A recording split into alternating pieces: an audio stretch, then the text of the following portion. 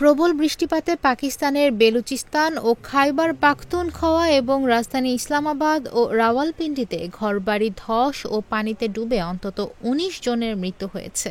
আগামী ২ দিন দেশটির বিভিন্ন অংশে ভারী বর্ষণ ও বন্যার আশঙ্কায় সতর্কতা জারি করা হয়েছে। গতকাল সোমবার জারি করা এই সতর্কবার্তায় বলা হয়েছে, আগামী ১০ জুলাই পর্যন্ত মাঝারি থেকে ভারী বর্ষণ হতে পারে, বিশেষ করে বড় বড় নদীর তীরবর্তী এলাকায়। এতে বেশ কয়েকটি অঞ্চলে আকস্মিক বন্যার ঝুঁকি রয়েছে।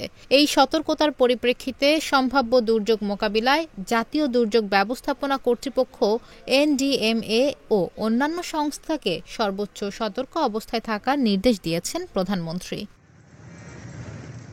বেলুচিস্তানের প্রাদেশিক দুর্যোগ ব্যবস্থাপনা কর্তৃপক্ষ পিডিএমএ জানিয়েছে, গত ৪৮ ঘণ্টায় প্রদেশটির বিভিন্ন অংশে হওয়া ভারী বৃষ্টিতে ঘরবাড়ি ধসে অন্তত ৭ জনের মৃত্যু হয়েছে।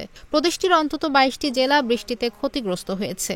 এগুলোর মধ্যে বেশি ক্ষতিগ্রস্ত হয়েছে ১০টি জেলা। বৃষ্টি অব্যাহত থাকায় পিডিএমএ এরই মধ্যে প্রদেশটিতে ভারী বৃষ্টি ও আকস্মিক বন্যার সতর্কতা জারি করেছে।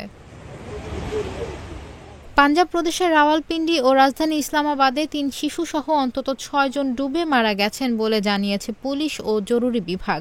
আর খাইবার পাখতুনখোয়া প্রদেশের মালাকান্দ, বুনের, মানসেরা ও কারাখ জেলায় ভূমিধসে ও পানিতে ডুবে অন্তত ৬ জনের মৃত্যু হয়েছে।